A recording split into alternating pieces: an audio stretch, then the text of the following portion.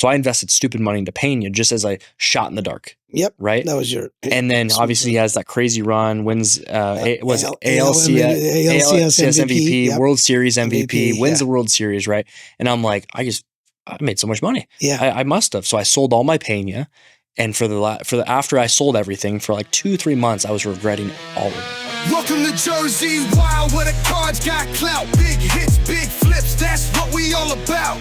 Talking high value, yeah, we cashing in. As 25 season is right around the corner, right? Spring training starts in February. Pitchers and catchers report, so you still got about a month, 6 weeks away.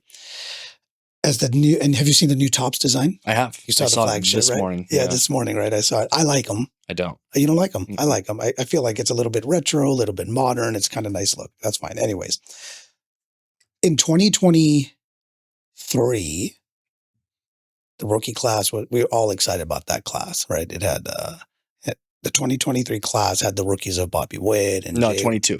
22 was Witt, Julio, all those guys. And then in 23 was like Adley, Corbin, Gunnar. Yeah. And then in 24, Skeens, Merrill, the Jackson, Chourio, all those the guys, all the Jacksons, the triple Jacksons. So what I find funny is as the new launch comes out, the demand, at least in my impression, falls off a cliff for other years. For sure. Well, yeah, I would say the demand does. Yeah. Yeah, the demand does. I'm not saying pricing does. Pricing also takes a hit, but it falls off a cliff. So I'm curious to see which of last year's hot cards are like the guys. If they fall off, like Skeens, I feel like is an anomaly because he's a pitcher. Right. He's isn't supposed to be maintaining this kind of value, but is. So I'm curious just to see who drops off. Well, I think Holiday is a guy that I think a lot of people are really high on right now. Like very high on. Like I'll show you this one. So I have, see if I can get this one on the camera. Orange Sapphire Rookie Auto, right? And these are doing, I think, like close to 2K right now. Really? Roughly. And that's off season. So they're roughly doing 2K. So demand is still there. Demand's still there. So it's moving. But I don't think he's I don't think so. I don't think he's the name. I don't think so. I think a lot of people are riding the hype right now in the off season, like just buying him at X, waiting for spring training just to unload. Yeah, I do not think he is the right person to hold. Yeah, I don't either. He's small. He's very small, and he showed his potential last year. Yep. And he did a lot better when he came up the second time. But I think when the first time came up and he really, really struggled, I think that showed like, okay, maybe he's not ready for the big leagues. And I still don't think he's ready for the big leagues. He's still 21. He's 21. 21. He just turned 21. Oh, yeah. Because, I mean, you look at like Chourio, who didn't have much hype.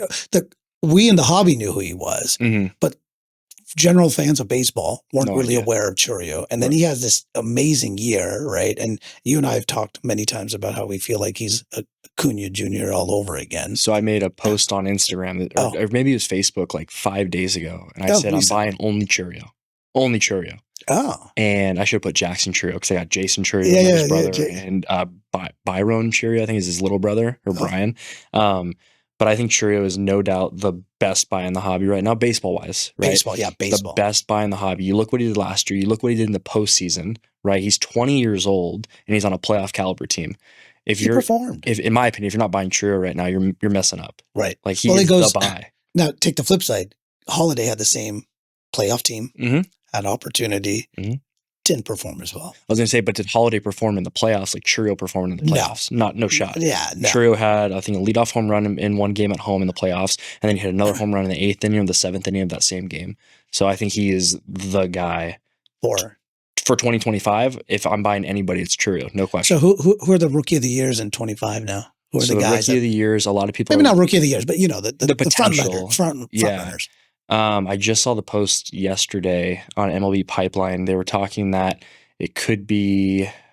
Did I see Roman Anthony on that list? Yeah, so Roman Anthony was on that list. Yep. Were you surprised where Dylan Cruz, Jason Dominguez? Were you surprised where he was at? Where was he? Third? Like fourth. Yeah, I was going to say third or fourth. Yeah. I don't know. I like J-Dom a lot, but has he performed like we thought he would? Like he had his one game span, right, where he hit it. I think his first at bat was a home run in Houston, right? Yeah. But I think looking at his numbers and looking at what he's done in the last like year and a half, I'm not too impressed. Right. But he's a New York Yankee. He's a Yankee. If you throw him into a Cardinals jersey, people don't care. People don't care, right? You know what I mean? Jordan Walker is the perfect example. Right. Right. Let's get into that. Yeah. I want to rip this thing. All right, let's do it. And see what we can do. Because it's interesting, right? These guys we're ripping some Bowman draft now, and in it, we won't see most of these guys for another couple of years. That most likely. So when do you think we see Caglione? 21, 22? How old is he? Because he just came out of Florida, so he should be 23. Should be 23. I do think we see him in spring training. Yeah, absolutely. Right? He'll be at spring training. So we'll kind of, and then it'll have to be, I'm looking for this year's Jackson Merrill, the kid that was brought up just to get a taste and then did so well, they couldn't send him back down. Okay. Right? So if Caglione, if he performs. You have your keys on you or anything? Yeah. If he performs. I got it. I just got it. Yeah. He gets to stay. I think I'm curious to see who that is. Who's the kid that gets called up? Is it an Ethan Salas? Is it something like that? Somebody that gets an opportunity and then makes the most of it. So, okay. I don't know who that is. Otherwise, because Merrill was, highly touted, but he wasn't as touted as some of the other guys as the season started. It was as in spring training, he started he was just raking. He was just killing it, and they couldn't. Merrill. Yeah, right? Yeah. So you're thinking that you're thinking Caglione is going to be a guy who like they can't send down. Yeah, if he performs. If he performs. Let's see what you got. Let's see if we can hit something. Yeah, hit something. I've ripped 2 cases of draft now. Oh, 2 cases. Okay. And I've hit nothing. Not a single thing. Really? Not a single card where I'm like, wow, that's a cool baseball card. In 2 cases, huh? Mm-hmm. Nothing. If anybody's going to hit a big card, I think it's going to be you. My hands have been so cold. You have no idea. I don't think I could hit water if I fell out of a boat right now. Been away from the game a minute, that's all. Nothing.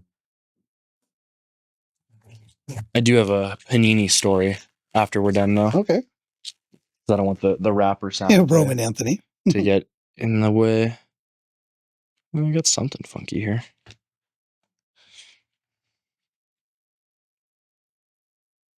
Ooh, that's a cool card. What is it? That is a Boston Bateman. He's a Padres pitcher. Okay. I have not seen this parallel. It's numbered to 100, and it's like a chain fence or something. I don't even know what that. Yeah. I have no idea what that is. That's actually really cool, though. What are these inserts? They should say on the back. I honestly don't know. Ryan Goldschmidt. Oh, yeah. Let's see. Plasma Power? Yeah, sounds all right. Yeah. Okay. Sounds like what it should be called. No autos yet. No auto. Yeah, there should be 3 of them, right? Mm-hmm.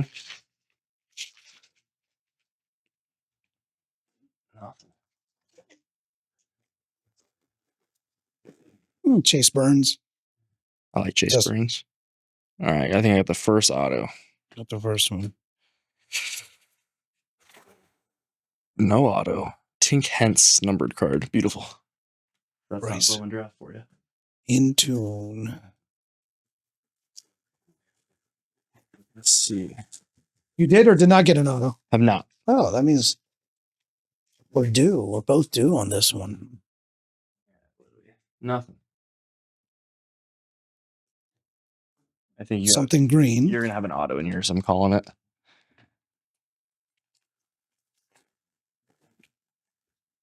Yeah, just a green non-auto. Dakota. Or what is this parallel? This green. It's just like it's like a short print. It's called a Lunar. Lunar. Green Lunar. Green Lunar. First auto catcher for the Mariners. Josh Karen. Don't care at all. No care. Dang. So you have an auto in that pack, and there's me an auto in this pack. Oh yeah, that's got to be okay. Let's see.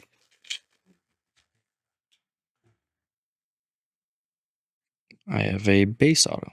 Base auto.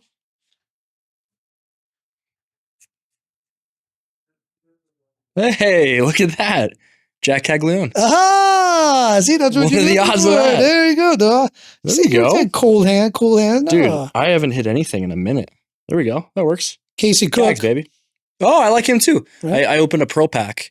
Or not pro pack, but whatever those extra packs are, you get like 1 in 10 cases. I hit the sunflower seed auto of his. Oh, nice. Nice. I'll take a Cags auto all day long. That's a win. Yeah. Sleeve it. Leave it, yeah. Christian Moore, the Angels guy. Yeah, that's not bad. We'll take that. No, it's not bad. Base? Yeah, just base auto. Yeah, that works. Right, give me that. Oh, there's the other auto. This guy. Josh Karen. Oh, cool. I'm up there just for now. Okay. Well, that's fun. I think that pays for the box, though. Yeah. Because Cagliano's doing like 400 raw. There you go. Big discoveries. Yeah, we'll go through that. I was going to say something. That was fun. I was going to say something. I can't remember. Let me look at my notes. Let's see.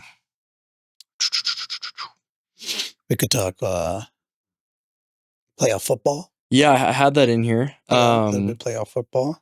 So I got 2 things before we get into playoff football. All right, cool. So I'm in Colorado, seeing my fiance's family, and we go to Target, and I find 5 absolute blasters. Okay. Right? And at this Target, there's no limits. So I'll take all 5. Okay. I take all 5, and I've seen all these posts on Facebook and Twitter of people hitting kabooms out of blasters, which is wild, like crazy. So I go and I buy 5, and I get back to their house, and I start opening them, and I don't hit a single thing. Like not even a numbered card, not even like a cool card, not even a good rookie, like just nothing. No kabooms. Out of 5? Out of 5 blasters. Right? They're blasters. Yeah, whatever.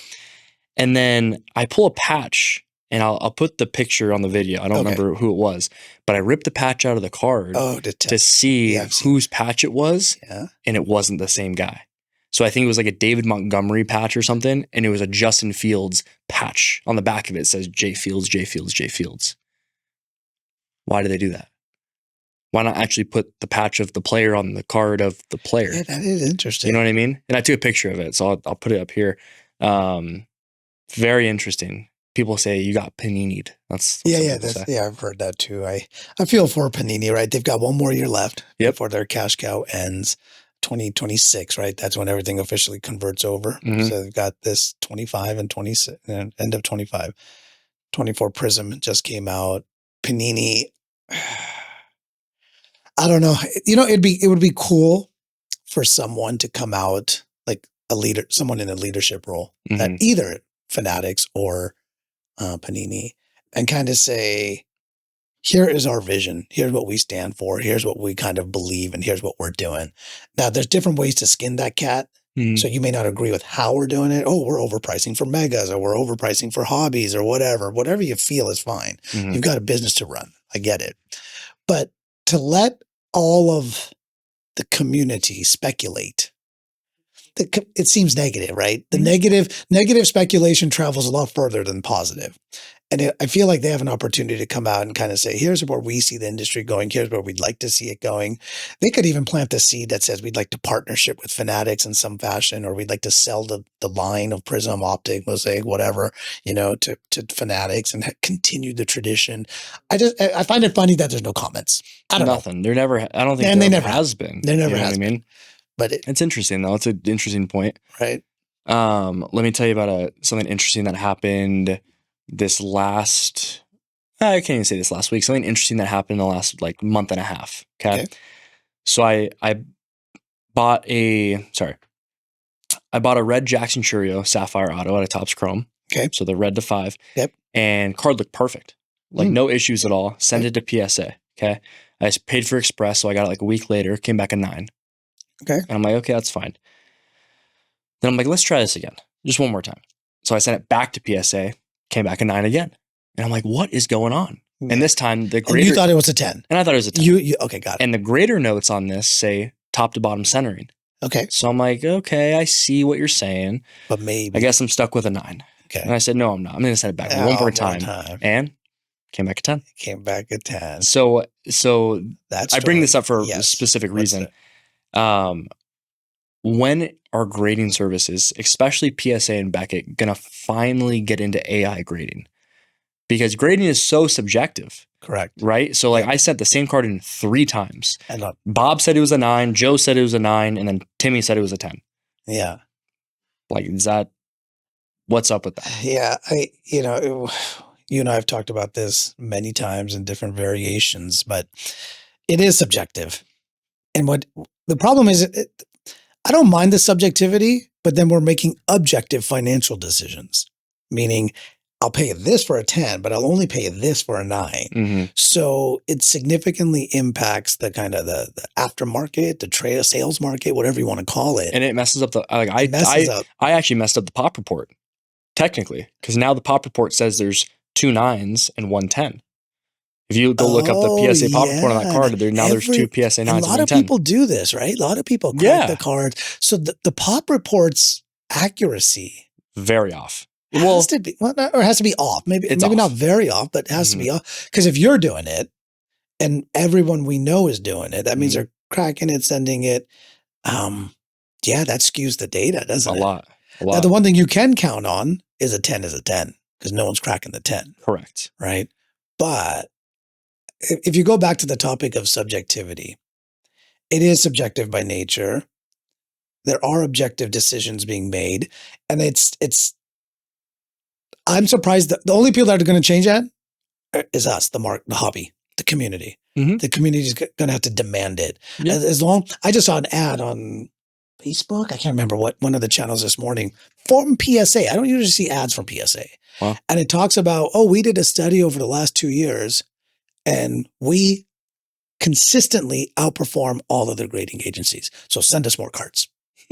So they're advertising their 10s, which means they have in my other life, we call it a fiduciary responsibility, which means you have to act in the best interest of. Their best interest is themselves.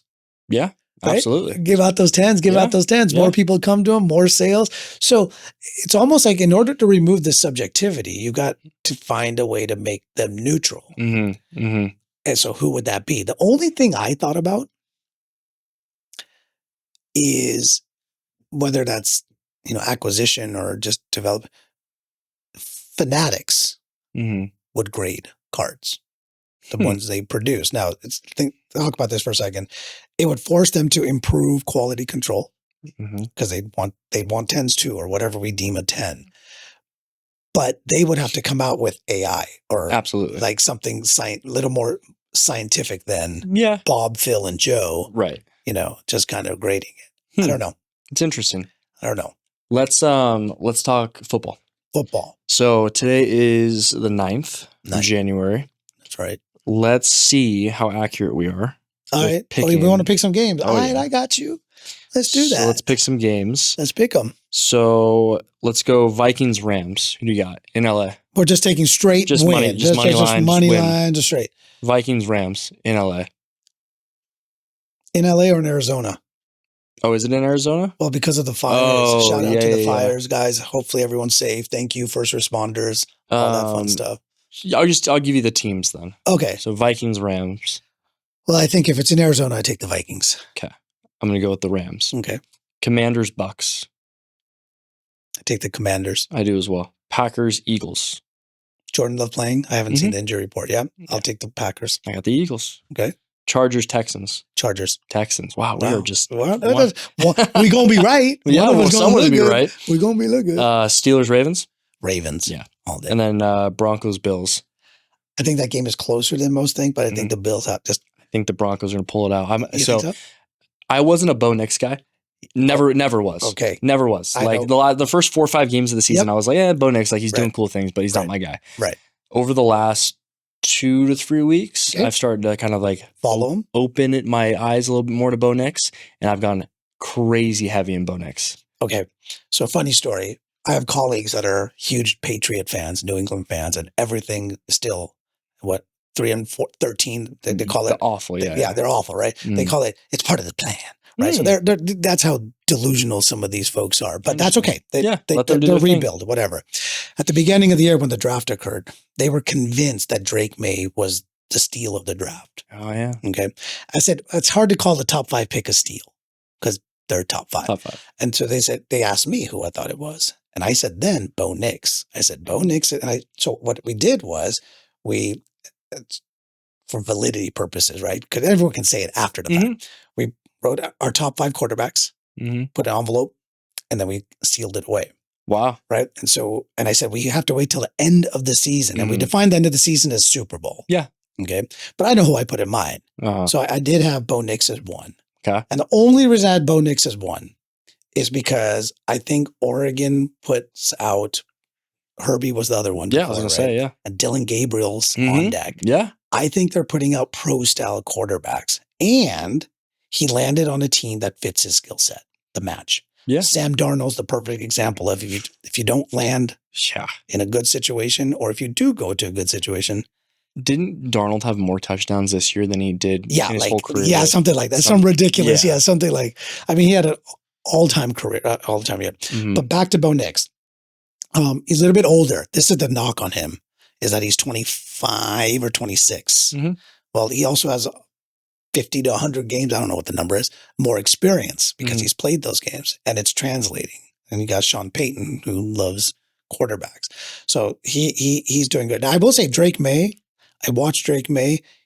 He came, I think the quarterback class did really well. Yeah. Is there a it guy? You know, everyone loves Jaden Daniels. I don't know if he's it. Because remember, CJ Stroud was untouchable last year. Yeah, absolutely. Well, so I hear a lot of things about quarterbacks in this class. Obviously, Prism was a very big release. Yes. Right? Yes. So North Shore Cards are a big card page on Instagram who buy just all the biggest football cards there are. So they bought the Bo Nix Black Finite 1 of 1, the Bo Nix Nebula 1 of 1. Like they buy all the big cards, and they keep saying that this is the best QB draft class they have seen in the last X years, like even better than the 2020 class. I don't know about that. I don't know about it either. Yeah. But having that said, right, you look at the playoffs. Okay. Who from this class is in the playoffs? Well, you got Jaden Daniels. Yep. You got Bo Nix. Yep. And I think that's it from quarterbacks. From the quarterbacks, yeah. I think that's it. No, Bo Nix and Daniels. I think that's it. Yeah. So, and it would have been interesting. JJ McCarthy is on the Vikings. Obviously, didn't take a snap. So let's talk about JJ for a second. Yeah, and Daniel. Is JJ a Viking next year? I mean, he's on a rookie contract, so yeah. Okay. It's peanuts, right? It costs gotcha. like $20. Go sit on the sideline, kid. Right. The real question is Daniel Jones. What is Daniel Jones doing there? Why would you keep him with Sam Darnold and JJ? I mean, I don't know if you can carry 4 quarterbacks or whatever their just intention is. There's I don't know, something crazy. But I mean, listen, having Justin Jefferson and Jordan Addison and having you got some talent on there that makes quarterbacks look good, right? So that helps. I haven't seen enough of McCarthy to see what kind of throws he makes. I look at quarterbacks and I look at their ability to read defense and do they have happy feet? Yeah. Right. If they're hopping around all the time, that makes me nervous because they look nervous. So I don't know. But the class looks good. It looks good, but I don't know if I would go so far. I think the 2020 class is best of all time. Yeah, I do too. 1983 would be the next one with Jim Kelly and John Elway and that cat. Maybe before your time. A little bit. But I think the 2020 class is honestly the best class because Herbert, Burrow, Tua, Hurts, Love, like just for quarterbacks. Yeah. Right? Said, yeah. And then like it's just. And then Justin Jefferson. Oh, JJ, CeeDee Lamb, Jonathan Taylor, like all those guys are in that class. All those guys are in that class. But I look at the 2020 class and I don't think anything can beat that. Not currently. Yeah, I don't think for a long time anything can beat that. I don't know. It's going to be hard. It will be hard. So let me speaking on football. Yeah. You watched the ASU game? I caught some of it. I didn't watch the whole game, no. So I'm watching the ASU game. Okay. I'm in Colorado. Oh, in Colorado. And ASU was down, I think, by 17. Yeah, it was something 16 or 17. 16 or 17. It was in the camp. So I said, I'll throw $400 on ASU. Okay. Just see what happens, right? Like the odds are crazy. It's the third quarter, right? End of the third. So I think it was $400 to pay $6,500 or $5,600 around there. Okay. So I threw $400 on it. So close. And I go and I'm running outside doing whatever, right? And I come back inside and the game's tied. And I am losing it. Losing my mind. Yeah, of course. And then the kicker for the other who'd they play again? Is ASU and it wasn't Ohio State, was it? I don't know. No. The kicker missed 2 field goals. Yeah. And I'm like, we're winning this game. Yeah. And then ASU just fell. Yeah. But that was crazy. I was. How about the fact that none of the top seeds advanced? None of them. None of them. That would have been the bet. It was all the bye teams. Everyone that had the bye lost. Yep. That too much time in between. And I know when I played like baseball in college, we would get a bye in the playoffs, and I knew that would actually mess up a lot of our hitters. Like the timing, right? Because all timing. Like you can obviously we practiced every day. Sure, but there's nothing like a playoff experience game, like a playoff environment game. Oh, okay. I want to talk to you about this. So, did we agree that the Chargers are going to win? You said the Chargers are going to win. You're going to. Here's what I think has happened. Chargers Texans, right? Chargers Texans, yeah. I think the Chargers win, and then what's going to be interesting is I think it's like almost 25 or 30 days layoff between the last time the Chiefs played because they sat everybody. Oh, that's right. The bye, and then this week, and then they finally play. How do the Chiefs perform? Can the Chiefs get upset? So, because of this whole, the idea of timing and coordination. I mean, taking 2 weeks off is crazy. Yeah, this is close to 4. Yeah, 4 weeks off. Because they didn't play and they rested everybody. And they got smoked like 30-something to 0. Nothing. Yeah. Yeah, I mean, if you're taking 4 weeks off, I mean, you could make the argument the Chiefs are the Chiefs. Yeah. Mahomes is Mahomes at the end of the day. Let's find out. And so I have a futures bet. Oh, you do? I have them three-peating this year. Ah. So it's not a big bet, but at the same time, I think they three-peat. You think so? You still think they win it all? As of today, January, what is it, the 9th? I think they three-peat. And I think their run. So who's in the Super Bowl? Chiefs and who? Who's coming out of the NFC? Man, I think you're thinking Eagles or Packers, then I think the Chiefs play the Lions. I think the Chiefs play the Rams. Okay, so it's funny you say that. Mm-hmm. I was going to say if the Rams get past the Vikings, I think they go to the championship game, NFC championship game. I think it's Chiefs, Rams, and I think Chiefs win. I don't even think the game's close. Really? I think it's going to be a blowout by. Not a blowout, but I think it'll be a 2 to 3 possession game. Did you see the statistic that showed? I don't know if it was. The Chiefs were the only team this year not to score 30 points in a game. Did not see that. And the other teams that are in that same kind of category are all 4-12 or 4-15, third. Like they're all the top 5 draft picks. And then you have this anomaly, which are the Chiefs. Did not see which that. Means they're winning close games. Huh. What concerns me about close games is playoff football is already close. Now, pro to them is they're used to it, right? They're not going to be nervous. Their whole season, they've been just kind of squeaking by. So why not just squeak by in the playoffs? But I think the bigger question will be, and I bet you, like you say, when the time comes, whoever to Chiefs play, whether it's the Texans or the Chargers, a storyline will be 27 days, 26 days in between. Yeah. How does that impact? Following how college football playoffs just fit the first 4 seeds, top 4 seeds are out. So the teams left in the college football playoffs, none of them would have made the playoffs under the old system. No, none of them. None of them. Mm-mm. So the national champion. So I'm curious. I see what you're saying. Right? It's year 1. Mm-hmm. So do you, I don't want to say lose on purpose. No. Right? No. But let's say you're undefeated. Going into the final season, you're at the SEC championship game. You know you're in the top 12. That's a given. Mm-hmm. But you're like, are you scared of the bye? You're not scared of the bye, but you don't prefer it. Right? So like I said, when I played baseball in college, I hated it personally. Yeah. Because I have a routine. I was a pitcher, so I have a routine. I throw every 4 days. Yeah, every 4 days. That's right. Every 4 days. And now it's like, oh wow, I'm not going to throw for another 11 days. Like this is because the old adage is, rest is good. Rest is good. Everyone's dinged up. Too much rest is not good. Right. It's not about rest. It's about timing. Mm-hmm. You need rest. I get it. Right. But you need timing. So let me ask you, why don't they do like a simulation game? Why don't they just take a local too much risk of getting hurt? Mm-hmm. Well, wear the red jersey. Yeah. I don't know. I feel like there's got to be, because now coaches never come out and say, we don't want the bye. Yeah, nobody's going to say that. No one. When they get it, they say, we could use the rest. We need to heal here. Our offensive line this, our defensive line this, blah, blah, blah, blah, blah, right? Everyone. Right. Or kicker can't kick, right? Whatever, right. Whatever bullshit they want to bring up. But what if,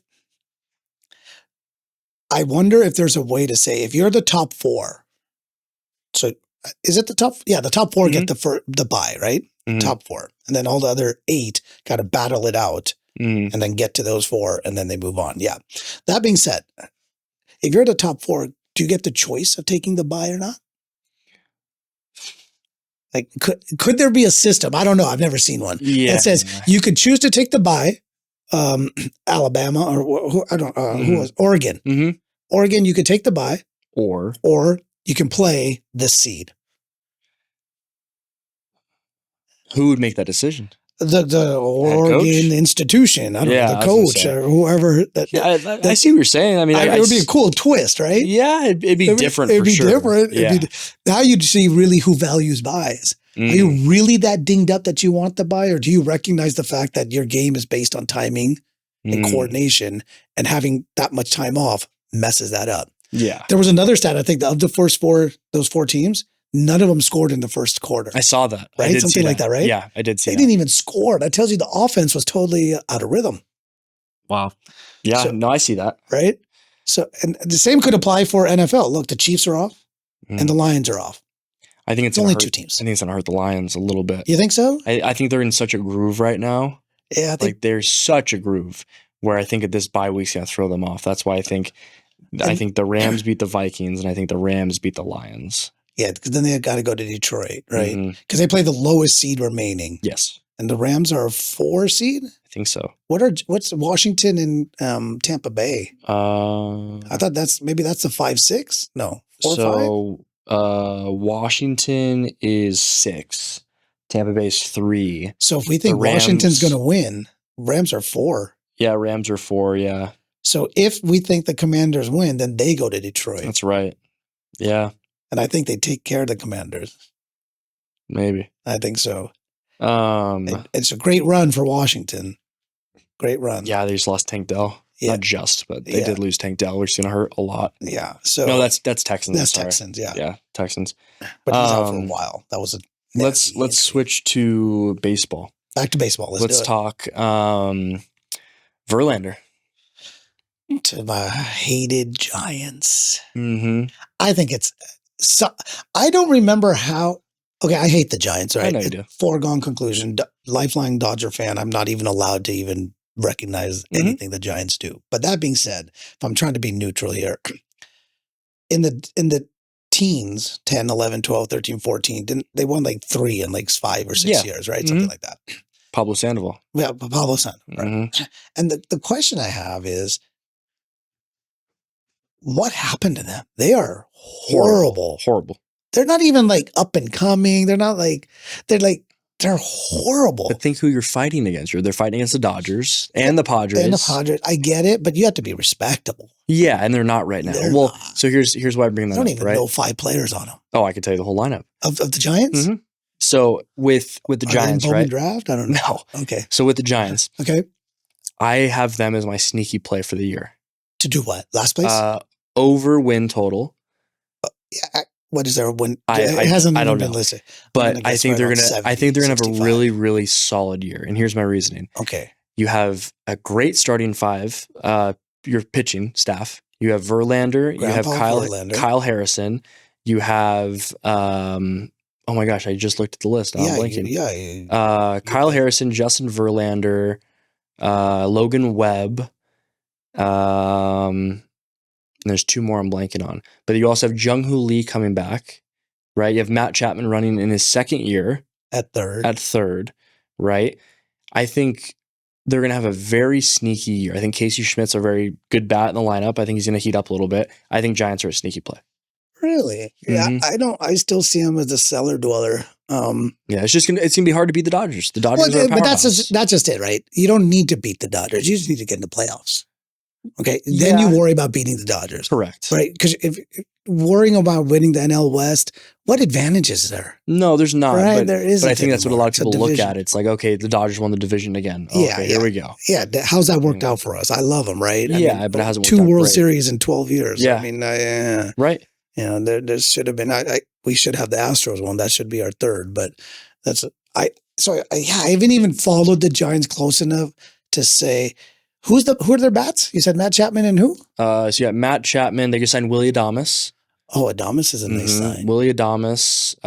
Jung-Hoo Lee's back in the lineup. One of my favorite players is Joao Encarnacion. He was on the Marlins for a long time, went to Mexico, and now he's on the Giants. He's one of their outfielders. Okay. Casey Schmidt, I like a lot over there. But I don't know. I just have a weird feeling. Like I don't think Verlander can stay healthy. He's 41. He's just not. You see what he does this year. Yeah, see what he does. What about the Yankees? Yankees have signed everybody. I hate the Yankees, but I love the fact that they didn't sign Soto. No, they didn't re-sign Soto, but I think that's a blessing in disguise. So the Yankees don't re-sign Soto. Right. And they go and they have Jason Dominguez hopefully come up and play. Right. Take a spot. You go sign Goldschmidt. Yep. Right. Who else did they sign? They signed a bunch of people. They signed a bunch of. They got the Yankees signed Goldschmidt. Who else did they sign? Why am I blanking? Oh, come on. They put up some quality players. They did. Yankees off-season signing. Who was the closer they signed? Oh my gosh. Not Seawald. No. Devin. They traded from Devin Williams. Devin Williams from the Brewers. Yeah, they traded from that. He's locked down. Yeah. So, Max Fried. Max Fried. Yeah, there it is. They got the Max pitching. Fried. I think they addressed a lot of things that would make me nervous this time around if it was Dodgers Yankees. For sure. I think the Yankees going and signing, like I said, Goldschmidt, Max Fried, Devin Williams, not re-signing Soto, giving Jason Dominguez a spot in the lineup. I think they are a playoff team, 100%. They're a playoff team, yeah. Right? But I think they're a lot scarier this year than they were last year. Agreed. I agree. I do like the Orioles again too, though. Mm-hmm. They just won't. They won't do anything though. Yeah. You look at how much money they have to spend this offseason. They haven't done anything. Yeah, but do you need to do much? That team was pretty. I mean, everyone can use pitching. I was going to say pitching is where they need everyone can use pitching. Right, because they just lost Corbin Burns. They went to the D-backs. Right. So I think realistically, they should be spending a lot of money on pitching right now. We're doing some minor league trading to get more pitching. Yeah, what's interesting is baseball doesn't have this hard and fast salary cap rules like some of the other sports do, where they have to manage against a ceiling, like they can't break it. Here, they just get taxed a little more. Dodgers, go ahead, tax us, whatever. Here, $50 billion, and here, sure, just pay the $50 million, whatever. Right. We'll defer billion. And then we'll just defer for the rest of our lives, right? So that's another conversation about the deferment. But anyways, if we're talking about sneaky, I haven't even thought about this because I like to wait till the pitchers and catchers report.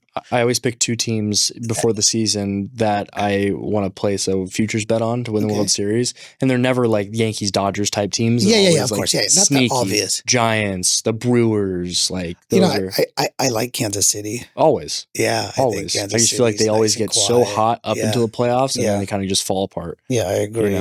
Here's a question for you then. Do you think, speaking in the sports card market, right? Okay. Do you think right now is the time to buy Ohtani? And the reason I ask this is because he is going to start pitching. Yeah. Very soon. He's already doing it. Yeah, he's on the mound already. Yeah. When do you think is the best time to buy Ohtani? Is there a dip? Will there ever be a dip? Or is he just for sure the best player to ever play the game? I don't, it's interesting. If he can remain...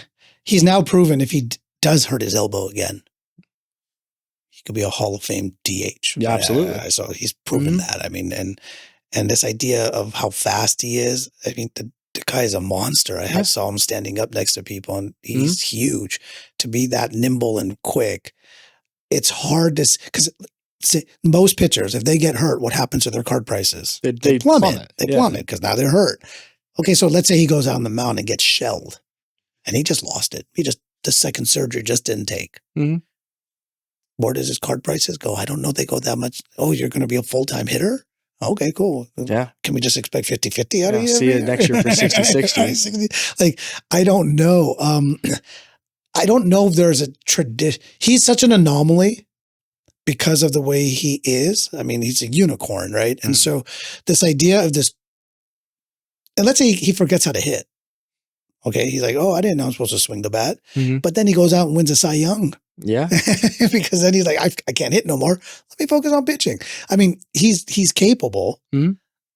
I feel like if this was like the stock market, he's your stable guy. Like he's always going to be desirable. That's whether in the U.S. or not in the U.S., right? Japan, right? Or... for me, I look at he hasn't dipped in the offseason. He's maybe plateaued. No. Maybe he's kind of leveled off. Very little. Or little, but he hasn't gone down. Right. He hasn't gone down. Hand me one of those Ohtani boxes. Let's rip one open. Look at that. So I think that so to answer, I guess, kind of my own question, I would say, can I get your keys? Oh, yeah. I would say there will never be a time to get Ohtani for a discount or for like a deal. Oh, yeah. I don't think there ever will be. Ever again. So like how Corbin Carroll, Julio Rodriguez regressed a little bit, got him at a deal. You don't see that happening for Ohtani ever. Never. I think he will go down as, no joke, the best player to ever play the game. The best player to ever play the game. 1, 2, 3, 4, 5, 6, 7, 8, 9, 10. 10. Do it. Deal it. Blackjack's out. All you. I will say, someone that was equally high entering last year until he got hurt, we have to talk about is Acuña. Because his cards tapered. And they didn't dramatically drop off, right? They did. Oh, they did? Oh, Acuña's market is terrible right now. Okay, so buying opportunity, no? Yes. See, no? I think it's a buying opportunity, but you look at his market, right? And you look at how he's gotten injured twice, the same same ACL. Yeah. Right? Mm-hmm. Is he too risky to buy? Well, for me, it's how does his injuries change his gameplay? If he no longer is a base stealing threat because of his knees, now how is he different than a lot of other players then? Like, what is his differentiator? What is he going to bring to the table or do? I will say Topps could have done a better job on these cards. I agree. Like for what they, I get it. It's a cash grab, right? And that was kind of what they were thinking about, but they could have done better. Yeah, I agree. I've heard a lot of complaints about this stuff where how some boxes don't have parallels, which... Did you get one? No. So I feel like we're about to reach that where the boxes don't have parallels. Number to 50. Oh, nice. Is it 50 out of 50? 10. Oh, that's cool. That's cool. Let me see. Something. 10 out of 50. That's cool. Right? That's a cool one. The other thing that might be cool for this thing, I don't know, is do you build a set? And I think a lot of people are doing that right now. But it's because you could buy these probably. People are selling the base pretty cheap. There's not a whole lot of value in the base stuff, unfortunately. But if you get the whole set, not many people are going to have that. I still think set building is super underrated. Mm-hmm. Yeah. I think it's so hard to build sets now, and especially if you do rainbows or parallels or... I think that's an accomplishment that needs to be recognized. Well, like I told you last time we talked, I have a guy on Instagram. His name's Chromie to the Domey. It's just Chrome to the Dome, and he's looking for the 2024 Legends Topps Chrome Auto set to get every use Derek Jeter for example, the Superfractor Auto, the red, the orange, the gold, blah blah blah, the base. And he just posted, I think, a couple days, or no, that's today. He posted today that he actually is only one card away from completing the entire set. It's a Frank Thomas Orange Legends Auto. Oh. So keep an eye out. If you see that, let me know. I'll let him know. Let him know. Yeah, that jersey know. But that's a really cool set that I think a lot of people kind of undervalue because it's a veteran autograph. And people are like, I want the rookies. I want the prospects, right? Yeah. But the veteran autographs, like that set is sick. That would be like on-card autos, beautiful color. Like the checklist is insane for the veterans. Did you ever see Frank Thomas play? I never saw him play. I sat next to him on a plane, but that's about it. That's a big dude. Yes, not next to him. Like 3 seats away. Yeah. But I never got to see him play. No. I mean, outside of stealing bases. Yeah. Right? Outside of that. The guy was just a beast. I mean, he was. I don't know why. Maybe everyone talks about swing trajectory, but when you have that guy popping 40, 50 bombs and then also batting 350, yeah. When today you're happy if someone bats 290, correct. I get it. You're supposed to hit the bombs, but if all this recent data shows, hey, have a bigger uppercut, shouldn't we have a lot more guys hitting 50? Yeah. I would say so. Right? Because now you're trying to do that. Yeah. Right? But back in the day, I mean, 225 is now accepted as long as you're bringing Kyle Schwarber's my example, right? His WAR and all that stuff is still up there, but I miss the days of the 300 hitters and the I never got to see that. Yeah, you never. I never got to see that. It was so cool. This every day in the stat line, you'd see 1 for 3 or 2 for 4, and it'd be the storyline would be 0 for 4. You'd be like, wow, how could they go 0 for 4, 0 for 5, right? 0 for 4, 0 for 5, right? So, but that's cool. I think that chase, that set, it's a fun set. He's been chasing it for a minute. Like it's a very fun set. That's a fun chase too, because Frank Thomas is the big hurt, right? So he's really cool. That would be fun. So let's talk about this. Let's talk about more card related stuff. If you're new to the hobby, okay, right? Where do you sell your cards? If you're like, hey, I just bought a box at a shop. I just pulled the Ohtani Gold out of 50. Where are you selling that card? Like, what's your game plan with that? I think as a newbie coming in, I think a lot of it would depend on kind of your influence that helped you get in.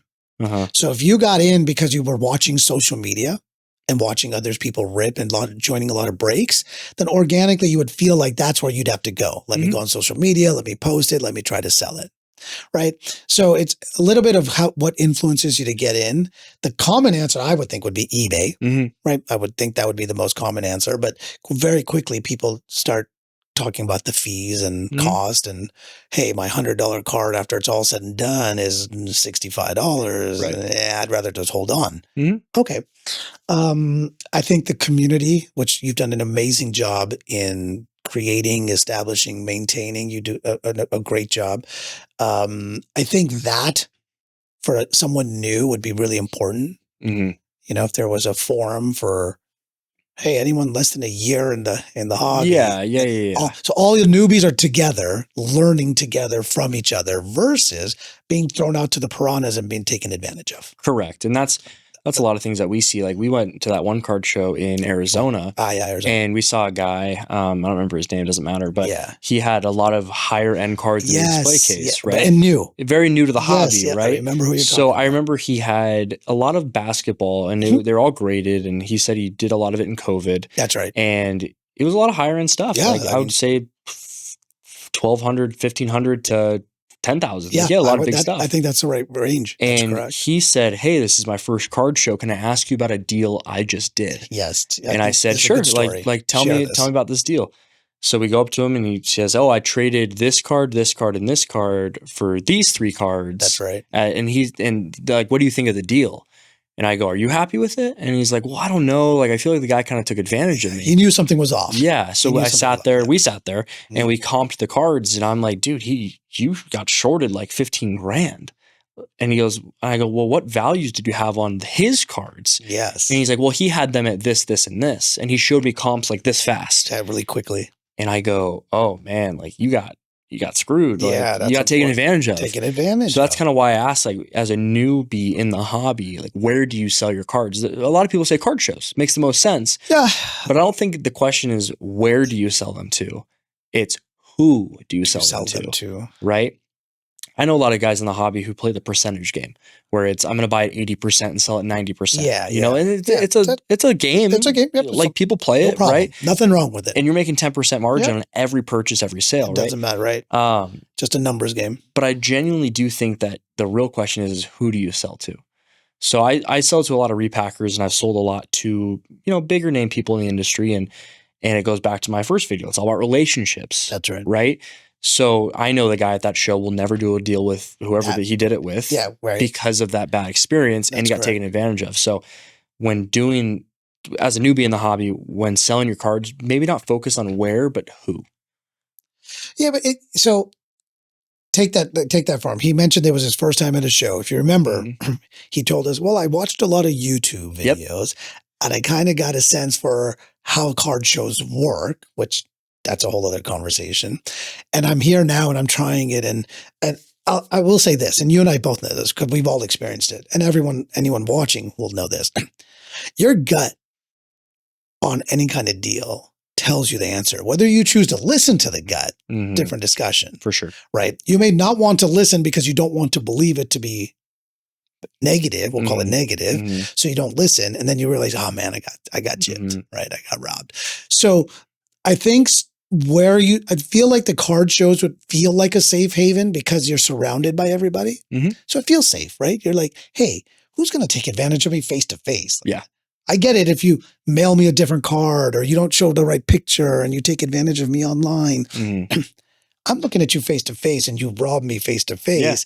You feel like as a newbie, there's less likely. It's never zero, never, but less likely but less likely, right? The thing I would caution him against is it's rare to see a new person start in 5-figure cards. For sure. Forget 4-figure. Yeah. He went just straight to 5. I mean, we saw $15,000, $20,000, $25,000 cards, right? Big cards. And for a new person to have that, right? Well, here's where I think he might have, here's where I think he might have messed up. Okay. When I buy and sell cards, I offer on a lot of cards in big deals, right? It's not that I'm trying to get a bulk deal or anything. It's just I like to buy in quantity because it helps me instead of going from A, B, C, and D to get different deals. I can just go to the one guy and get a bunch of cards, right? Okay. So I make an offer on a card, a lot. I make an offer on a lot of cards. And some guy hits me back and he goes, hey, I think you're off by like $3,000, like on the in lot. His direction. Oh, okay, and I'm like, gotcha. Really? And I'm like, where are you getting your comps? And he says, eBay. And I'm like, gosh, stop. Yeah. If you are comping your cards on eBay, stop. Yeah. Like, please stop. Why? Because eBay, when they have a card on eBay, let's say it's listed for $5,000. Okay. And I go on there and I make an offer for $3,000 and the seller accepts it. Okay. eBay will do one of two things. They'll either cross it out with a green line to show that there was a best offer accepted. Okay. Or they'll just make the price green to show that it sold for $5,000. eBay is very inconsistent with this, where they either show that it sold for the actual $5,000 or it actually was best offer accepted. But there's no way to tell if it was $5,000 or best offer without going to 130 point or card ladder. I see. So if you are comping your cards on eBay, pay attention. Stop. Like, just stop. Because the amount of times I go up and I'm like, hey, I want this Jack Caglione base auto that you have. I want this Jack Caglione base auto that you have. I see it in your case. What do you want for it? Right. And the seller goes and they look on eBay and eBay comps show 800, 800, 800 with a slash or maybe not a slash. I'll do 750. But you go to card ladder and they actually show you that this card sells for $300. So like I said, if you are selling your cards, comping. If you are comping your cards on eBay, please stop. Spend $10 a month on card ladder and it will save you time, energy, and make everything better for everybody. You also mentioned 130 point. 130 point is just a website. That's all it is. It's just a website, 130point.com, and it's the same thing. So you can test it out and pull the exact same listing description or same listing title on eBay. Okay. Throw it into 130 point, and you can see, wow, that card didn't actually sell for $5,000. It really sold for $2,500. So download Card Ladder. Yeah. Please. And we have no affiliation with Card Ladder. No. So none, right? This is just for you as the hobby.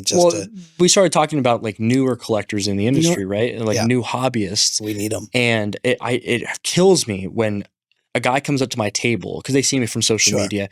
Josh, you look what I picked up. I bought this card. It comps at 10 grand. It comps at 1,000. I only got it for 600. Yeah. And I'm like, dude, like, no, that wasn't like check Card Ladder. It really comps at 400. You overpaid. Yeah. So, and then they use that comp for their resale. Yeah, and I'll see a lot of dealers, unfortunately, in the industry. They'll find a comp that's so crazy off, right? This card sells consistently for 300, 300, 300, 300, and there's one comp for 1,300.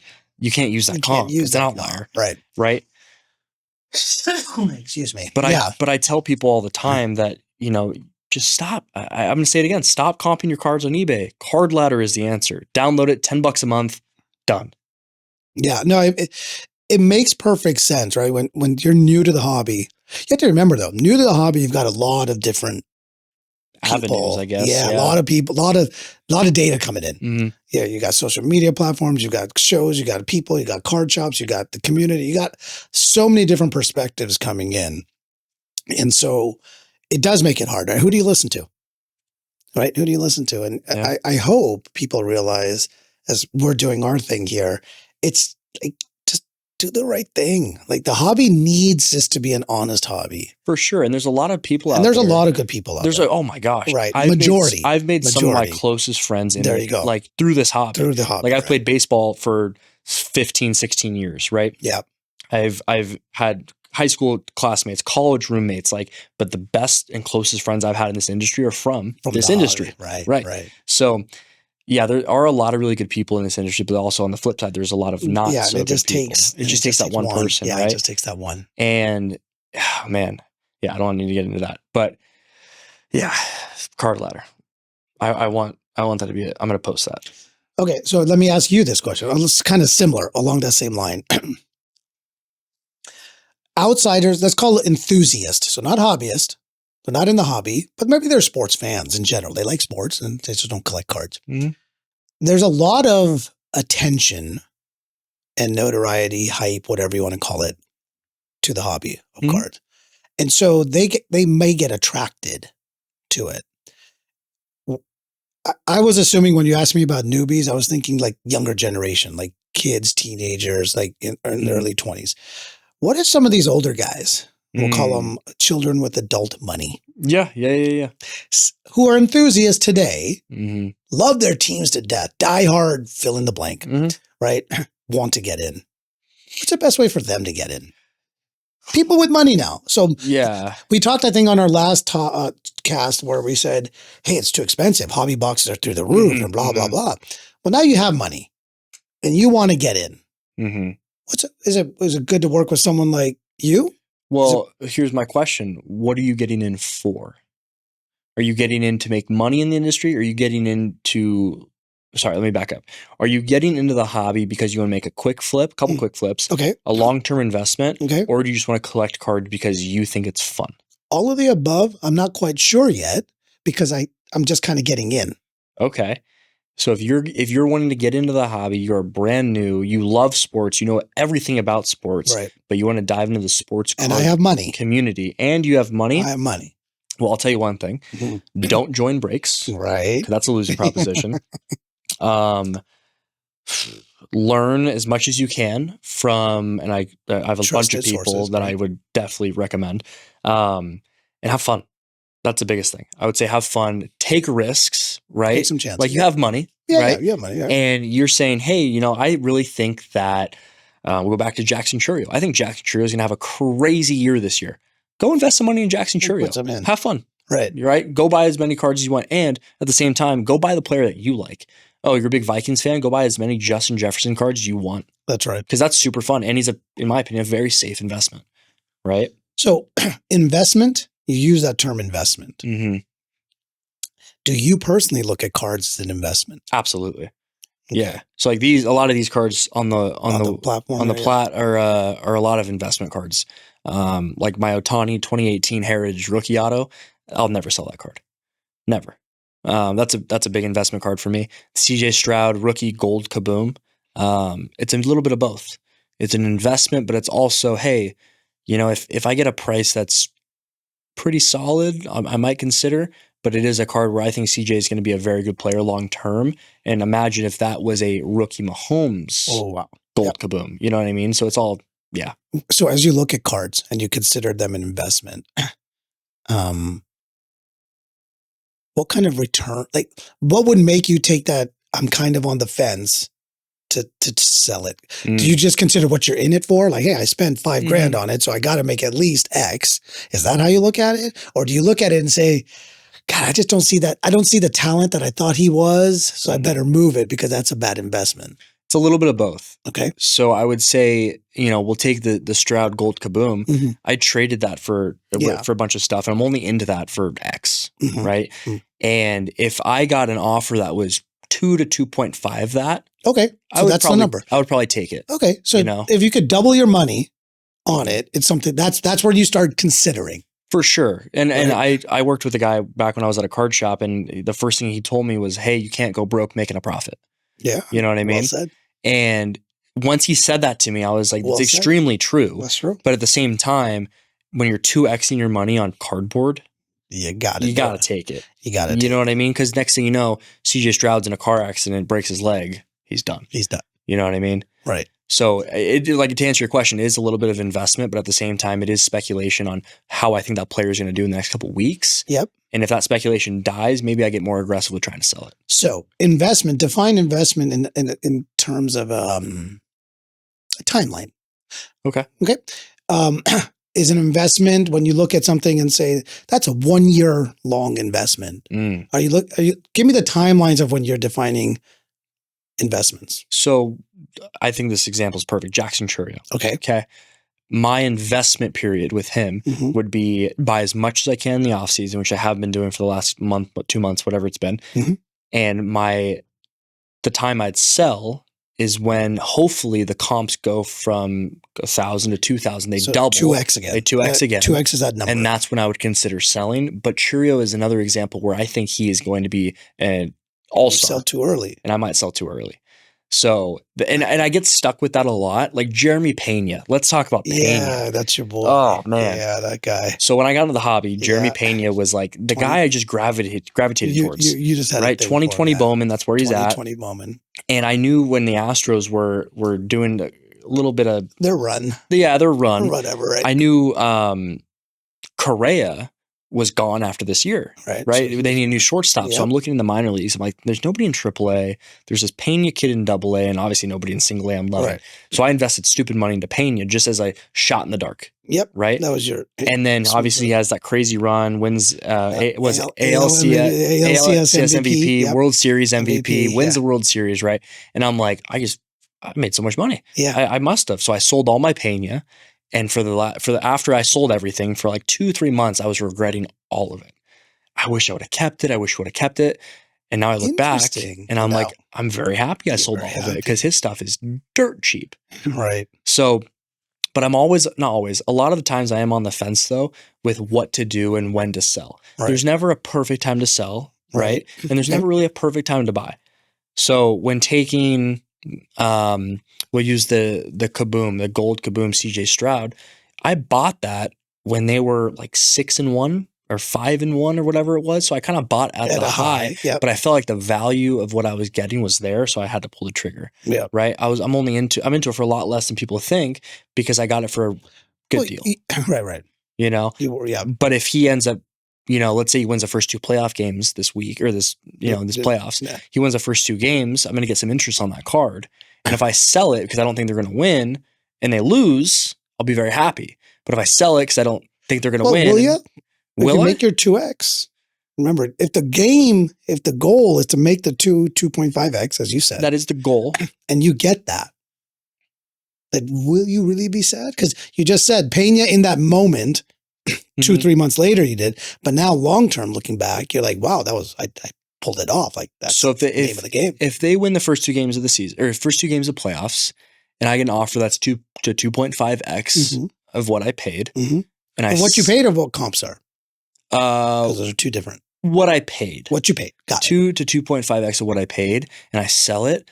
I can't be upset I made a profit. Where I can be upset is if they go to the Super Bowl and win it, and another gold sells for 12x what I sold it for. Yeah. Right. Okay. So let's ask it. By the way, in order for that to happen, they beat the Chargers and the Chiefs. Yes. Okay. So just without Tank Dell, but whatever. Okay. But let me ask this question then. So I'm going to tie this back to something we talked about earlier. Mm-hmm.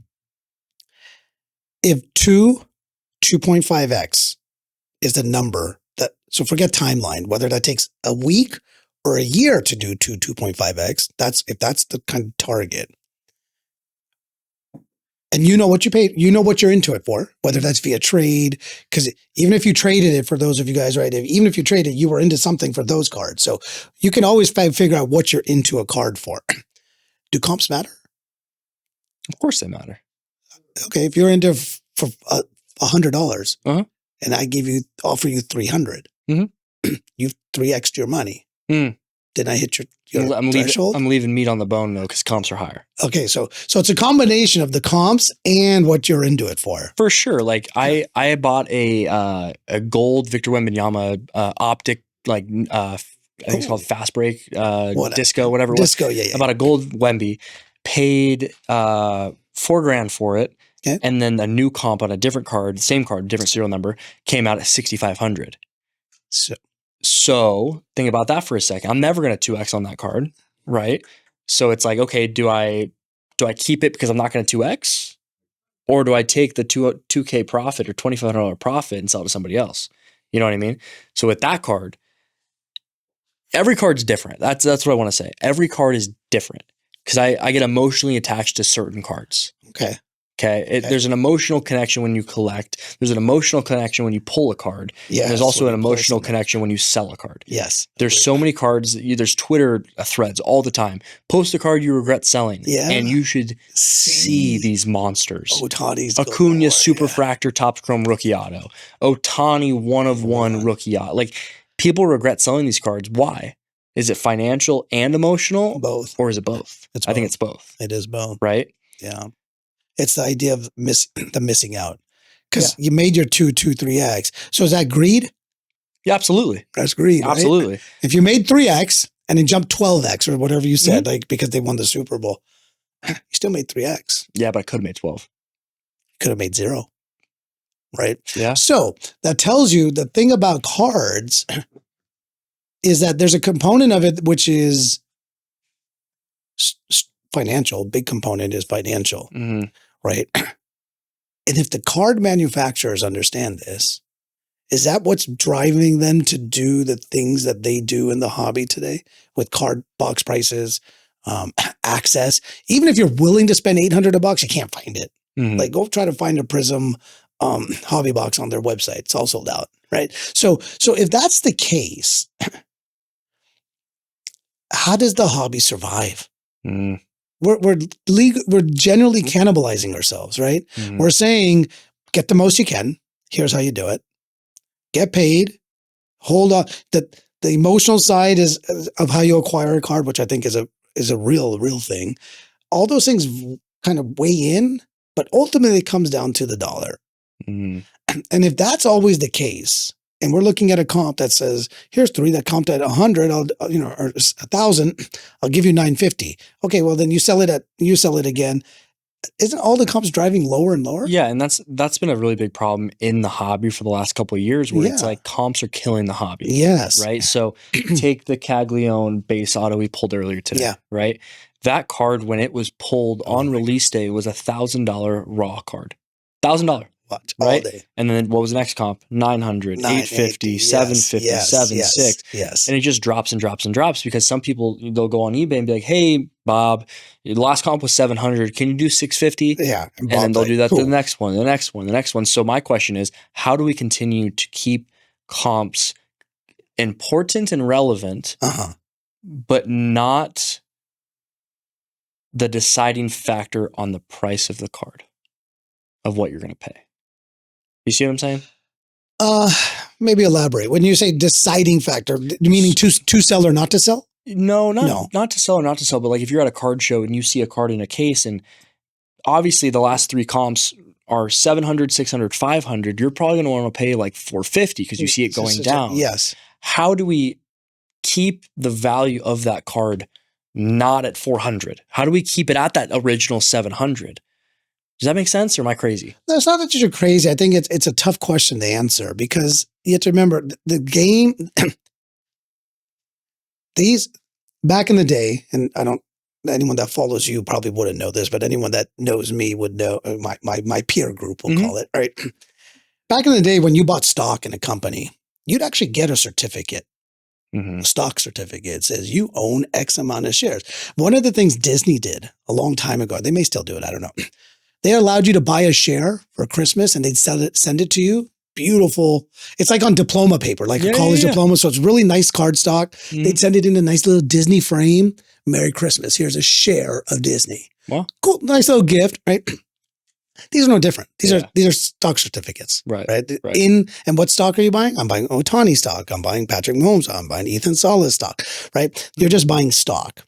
So if the idea is that we're driving the price down, the question we have to figure out is what would organically drive the price up? Other than players' performance. Oh, okay. Which I think is the biggest factor. It has to be, right? It's the player's performance. Sports cards are the tangible stock market. Right. It's the stock market you can touch, and it goes up and down by the based on the performance. Right. Performance, right? Right. So if that's the case, then the hobby just needs to accept that as fact. And I think we're close. I think we're super close. Yeah, this is a stock market, guys. Mm-hmm. This is the stock market of sports. For those of you that love sports and know sports and are intimate with sports and feel like you have insight and can call the winners and bet and do all those things, this is no different. Bet on a player rather than bet on a team. There's no money line. There's no spread. There's no nothing. It's just the performance. And prospects, rookies, in the stock market term is called speculation. Right. So like Caglione. Caglione is a speculation. You know, Caglione's a guy who was a dude at Florida. Yep. Right. And he's a name where he wasn't the first overall pick. Bazzana was. Yeah. But in my opinion, Caglione has a lot more hype around him. He's a two-way player. Than Bazzana. He's a two-way player. Two-way player trying to be. Yeah. People call him the White Ohtani, which is pretty funny. Yeah. I haven't seen him pitch though. But what I'm going to do, I'm going to give this away. Okay. Like this video, comment 2 people, and repost it, and I'll give this away on January 31st. I think January. You like that? Yeah, I like January 31st. Let's do that. So, Caglione Auto, like it, tag 2 friends, and repost it, and we'll give that away to somebody. Pretty cool. Yeah, we pulled that today. Yeah, we pulled it fresh. Pack fresh. I love. Hey, let's talk about that for a second. Okay. So, what is implied? Yeah. What does it mean when someone says pack fresh? So oh man, you just opened up a whole. Oh boy, I done did it. Okay, I done did it. You know, I like to buy cards up to 100% comp if they're raw. Yes, you do. Yep. Right? Yes, you do. And condition isn't the biggest thing for me, right? Nope. It is what it is. Like if it's a scuff or a print line, I can maybe clean it off, whatever. I'm not too worried about that. Yeah. But my biggest thing is when I ask you for what's condition, how's condition, right? Usually most people would say, hey, it's, there's a dimple or the corner's a little bent or maybe it's a little off-centered or I see a scuff. Like that's usually the kind of communication I get from people. Okay. But the biggest pet peeve that I get, hey Bob, how's condition? Oh, dude, pack pulled. Pack fresh. No, pack pulled. No, pack pulled. Like, bro, they were all pack pulled. They're all pack. Every single card is pack pulled. Like, or they'll say like, dude, pack fresh, sleeved to top loader. Haven't even looked at it yet. Yeah. And I'm like, okay, well, can you take it out so we can see how it looks? How it looks, right? I think that's that's funny more than anything. Yeah. You know what I mean? I think it's just funny. Because obviously what they mean by that is I didn't damage it. Anything, whatever condition it's in, wasn't me. But how many cards are damaged by the Ripper? I don't know. You used to do it very little. Yeah, I was going to say. I would say less than minimal. 2%. I would say it's minimal. Like when it's because it came off the printing line jacked up. Well, yes, but when I used to break, we would ship cards to customers, obviously, and we would get a message back. Hey, like this card has a dented corner. Like, what's going on? And I'm like, honestly, it could have been me. I doubt it. So we go back in the video. No, I sleeved it just fine. This is just how it came. But yeah, that is one of my biggest pet peeves when somebody says it is pack fresh or pack pulled. I'm like, they all were pack pulled. Every card is packed. Right. Anything else from your end? No, I just think that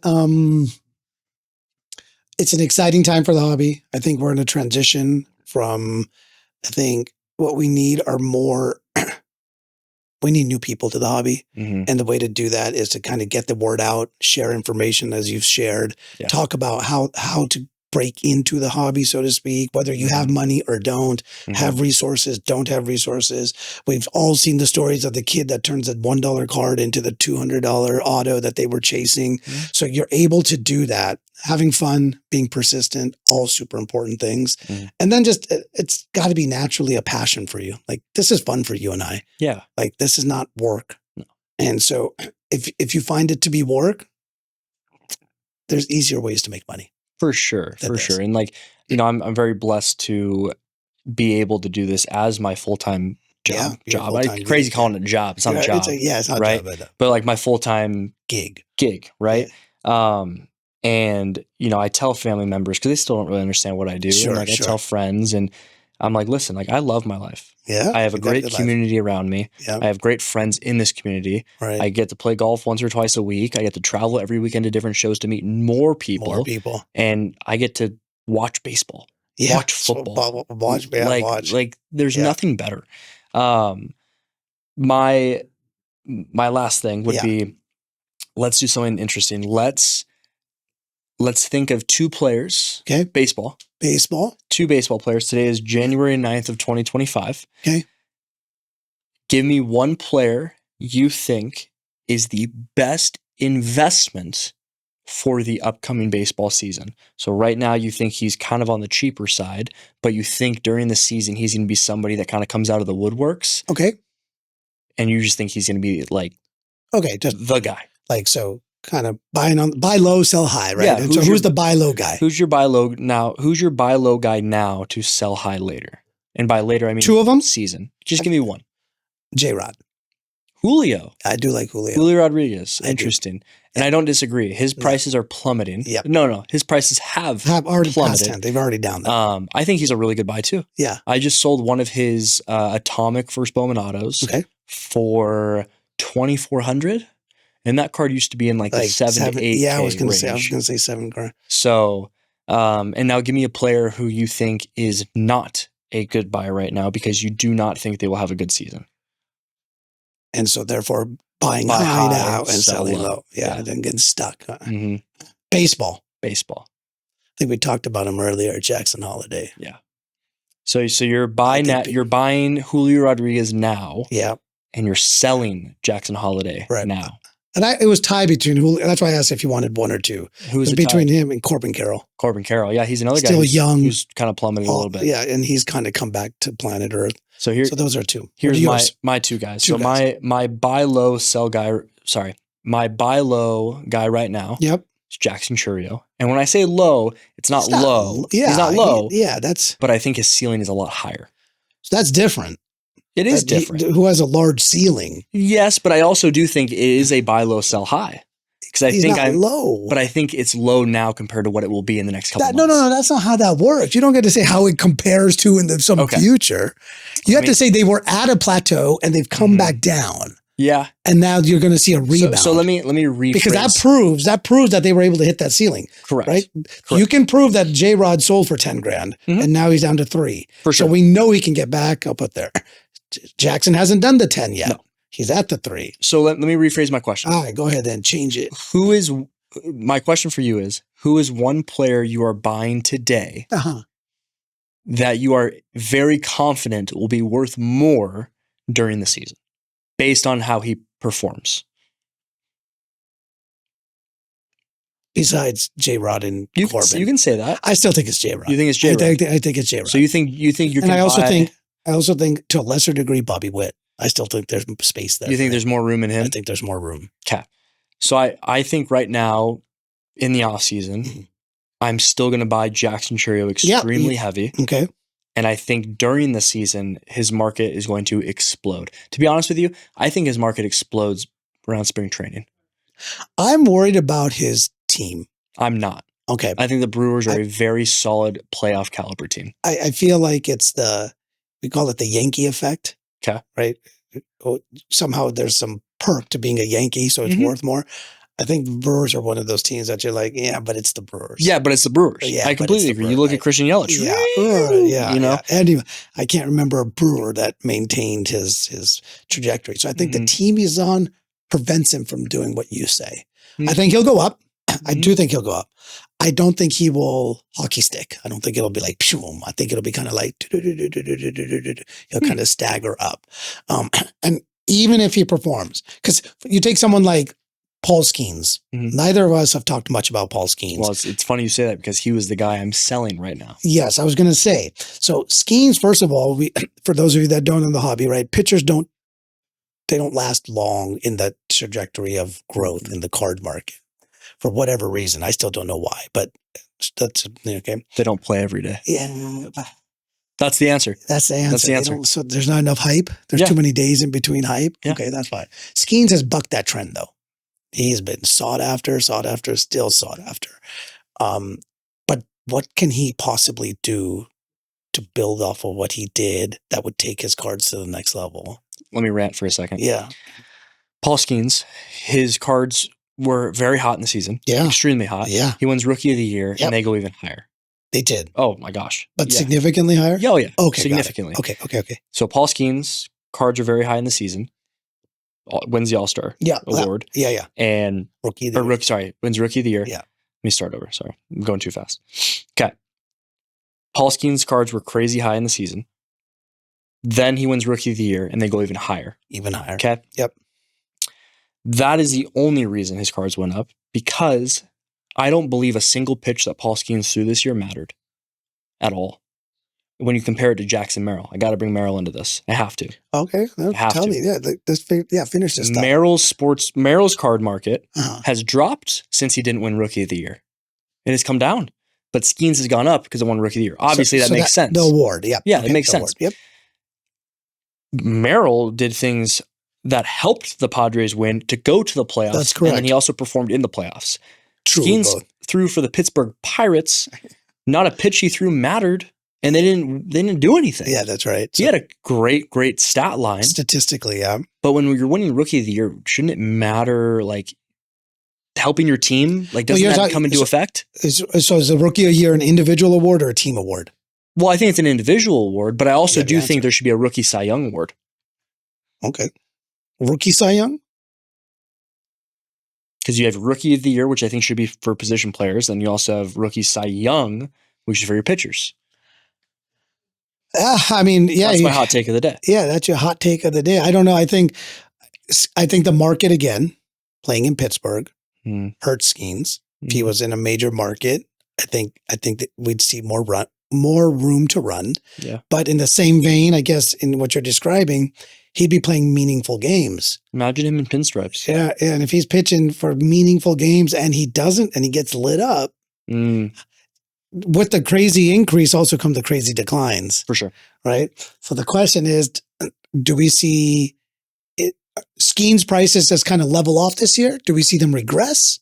Or do we see them steadily climb? I don't see they skyrocket even more. I think that ship has sailed. I just don't know when people are going to start realizing where he's a pitcher. Because the market's spoken that pitchers just don't do well. Yep. But he's also a pitcher in Pittsburgh. Like, Pittsburgh they're not going to, Pirates are going to go to the playoffs for the next couple of years. Right, for many years, probably, you know? Right. I mean, I don't know. Next question for you. Yep. I think we're running up on time. Oh, we are. Okay. Let me check. Yes. Super Bowl prediction. Okay. And score. Okay. That's where you want to go, huh? Back to football? Yeah, because we're almost done. Okay. Let me think. Because you had this in your head. While you think on yours, I'm going to tell you mine. Yeah, go ahead. Yeah. I have Chiefs beating the Rams. Okay. Yeah, did you mention that? By a blowout, apparently. I'm going to do 35 to 17. They haven't scored 30 all year. I know. But in the Super Bowl, they do? 35-17. Gotcha. Chiefs, Rams. January 9th. That's today. Okay. So January 9th, Super Bowl prediction. I'm going to go Buffalo, Philly. Even though I think I picked the Green Bay Packers earlier, but Buffalo, Philly, and Buffalo wins their first one ever. Wow. And the final score, 27-21. 27-21 Buffalo over Philly. I like it. Something out there. We'll see. All right, last question for you. Okay. This might take a couple minutes. What are your thoughts on repacks? I mean, just like everything, there's a place for them. I think there's a trend towards more. They're becoming more. They're already popular, but they're becoming more of a mainstay popular type thing because people want some guarantee for the money they spend. So what do you think the biggest complaint is with mystery packs or repacks, whatever you want to call them? I know what it is, so I can tell you. Oh, you know, okay. Yeah. I'm going to guess. Let me guess because I know you know, but let me just take a stab at it. The biggest complaint on mystery packs? That's the question, right? Is that the floor and the ceilings there's too high of a delta? Mm-hmm. Not so much the ceiling, because the ceiling, the higher the ceiling, the happier the customer. Yeah. But the floor is what kills people. The floor. So I was watching a repack. This was a couple nights ago, and it was $600 a pack. $600. The ceiling was $6,000. Okay. And the floor was $60. How much? 60. 60? 60. So you're paying $600. You're either getting anywhere. You're basically getting $60 to $6,000 in value, right? You had a $60 card. You're pissed. You're angry. Pissed. But they did tell you. I mean, listen, you're going in eyes open. Right, 100%. Okay. So with mystery packs, the biggest complaint is the losers, the floor. The floor is way too low, right? And how many of them are there? Oh, let's say there's 100 packs. Yeah. There's one $6,000 card. Yes. But there's 20 more than that. $60 cards. Probably 30 to 40. That's the problem. So there should be some sort of balance there. So with mystery packs and repacks, with the biggest issue being the floor, right? People hate the floor. It's too low. Okay. What if I told you there was a mystery pack coming to the market that there is no floor and there is no loser? Oh, that'd be interesting. So there would be no, so you're in, let's say again, in this example, or $600, whatever. Mm-hmm. And there is no floor. There is no ceiling, but you're going to win every time. Define win. Define win. Define win. Say it's $2,500. $2,500 for a mystery pack? For a mystery, call it a box or pack, whatever you want to call it. You will get more than $2,500. Say it's $1,500. You'll get more than $1,500. $3,000. You'll get more than $3,000. And when you say more, based on? Comp. Oh, that's our favorite word. Mm-hmm. So you're going to get more. So you're going to make more than what you spend. Every time. In one card? More. 20 cards. Can't tell you that, but stay tuned. You'll see. That's a no-brainer then. Right? It's a no-brainer. Let's say it's one card and you charge $1,000 and you're telling me basically my floor is $1,000. No, your floor is more than $1,000 technically. Okay. So my floor is $1,100. Somewhere around there. Okay. Let's just say that. Yeah. $1,100. Well, the question I'd ask is how are you putting that together? Don't worry. That doesn't make sense. Don't worry about it. Okay. To me, that makes no sense. So, because the breakers, the reason we all know why they put those $60 cards in. That's how they make their margin. That's how they make their margin. Yeah. That's how they make their money. Right. So if you're saying no matter what I spend, whether that's $500 or $5,000, anywhere, whatever that number you're having your crazy little mind over here, they're going to get at least that much. Sorry, they're going to get more than that every time. Okay, let me ask you this: say it's $500. $500 mystery pack. $500 mystery pack. And we know they're going to get more. So let's say more is $600. Yeah. Because it's got to be reasonable. It can't be like, right? What's the highest they can get? To be determined. Wow. Are these like, and we don't know how many yet, TBD. Are these raw, graded, combination? What kind of, what are we talking? What sport? Okay. So let me I'm sorry. I know I'm asking a lot of questions. You're good. So I'm curious now.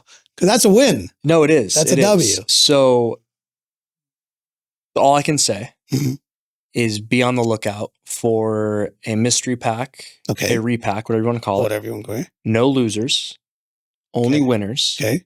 Multiple cards per pack. Multiple cards per pack. Okay. Multi-sport. Oh. Mixed. All graded. All graded already. No losers. No losers. Yeah, you've mentioned that. Only winners. That's all I can say. But yeah, I'll keep you posted. If you could pull something like that off, I feel like when you pull something like that off, that could potentially change the whole landscape. Because you have to remember, what you've done then, if you're able to provide something like that, is you've elevated the credibility and you've made it fun for everybody that gets in. That's going to require those $60 card guys to say we can't do that anymore. The goal is to eliminate the repacks that have disgusting floors. Disgusting, yeah. Those, right? Which I hate too. I It's totally not right. But you want to give the person who's spending a great amount of money on a mystery box or a mystery pack, whatever you want to call it, you want to give them an experience that's worth it. Yeah. And if you can make money, I say it all the time, if I can make money and you can make money, let's shake hands and make it happen. That's right. Oh, excited. Want to hear more about that if you're able to pull that off. I just don't. The whole premise of the mystery pack is that range of making money, but then also potentially losing money, right? And that loss of money is where the breaker or the mystery packer wins, because when they don't have to give out a $6,000 card, they give out a $60 card, they win. All I can say is I'll keep you posted. I'm excited to hear about it. All right, cool. Easy. Thank you. All right. We'll see you guys. Till next time. Jersey Wild, stacking up that cheddar, chasing rare finds, ain't nothing better. From the rookies to the legends, mid-condition prime, step into our world where the cardboard shines.